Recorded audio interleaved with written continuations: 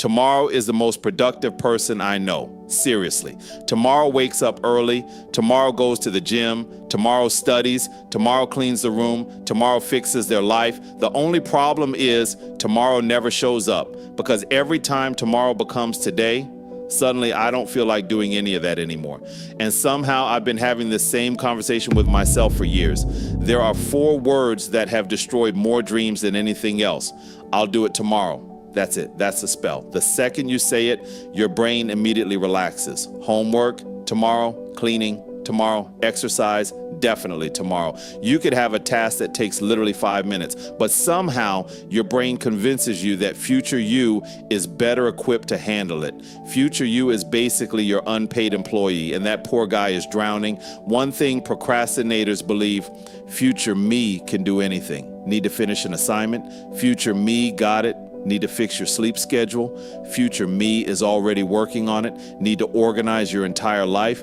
Future me is basically Batman. Meanwhile, when tomorrow actually arrives, future you becomes current you, and suddenly all that confidence disappears. Now you're tired, hungry, distracted, and somehow watching random videos about things you'll never need, because apparently learning how penguins sleep is more important than your responsibilities. The funniest thing about procrastinators, we get motivated at completely random hours, especially at night. At 2 a.m., you're unstoppable. You're making plans, writing goals, designing your future, thinking that tomorrow is the day everything changes. You feel powerful, focused, disciplined. Then you wake up and it's gone. The motivation left without even saying goodbye. Now you're back in bed negotiating with reality.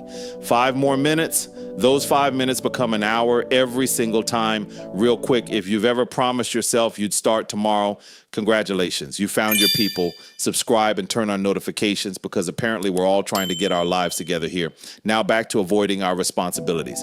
Procrastinators have a secret ability: panic mode, because nothing creates motivation faster than consequences. You ignore a task for 2 weeks, nothing happens, then suddenly it's due tomorrow, and boom, you're the most productive human alive. Now you're working at light speed, no breaks, no distractions, no excuses. It's honestly impressive. The problem is, imagine what we could accomplish if we used that energy before the deadline. But where's the drama in that? The worst part isn't even the procrastination, it's the guilt. Because the entire time you're avoiding the task, you're still thinking about it. You're trying to relax, but your brain keeps reminding you, hey, remember that thing you're supposed to be doing? Now you're not working and you're not relaxing. You're just existing in a weird state of stress. It's like paying a subscription fee for anxiety. Procrastinators love rewards. The problem? We reward ourselves before doing the work.